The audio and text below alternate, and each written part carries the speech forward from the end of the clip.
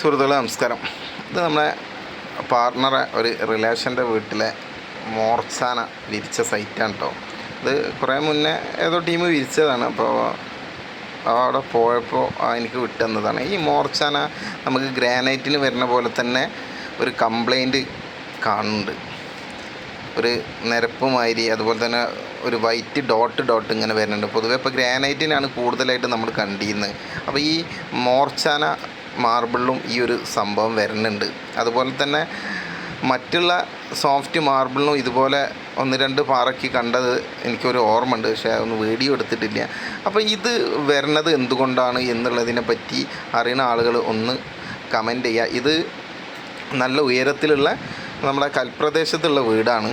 അപ്പോൾ ഇത് ചതുപ്പ് സ്ഥലങ്ങളിലൊക്കെ ആണെന്നുണ്ടെങ്കിൽ ഇങ്ങനെ വരും എന്നൊക്കെ പറഞ്ഞു കേൾക്കാം. പക്ഷേ ഇത് അങ്ങനത്തെ ഒരു സ്ഥലത്തുള്ള വീടല്ല, അത്യാവശ്യം ഒരു കുന്നുംപുറം ഏരിയയിലുള്ള ഒരു വീടാണ്. അപ്പോൾ ഇത് എന്തുകൊണ്ടാണ് ഈ ഒരു മാർബിളിന് ഇങ്ങനെ വരുന്നത്? സോഫ്റ്റ് കല്ലായിട്ടാണോ അതോ ഈ മാർബിൾ ക്വാളിറ്റി കുറഞ്ഞിട്ടാണോ? അത്യാവശ്യം റേറ്റ് കുറഞ്ഞ് കിട്ടിയൊരു മെറ്റീരിയൽ ആണ് എന്നാണ് എനിക്ക് തോന്നുന്നത്.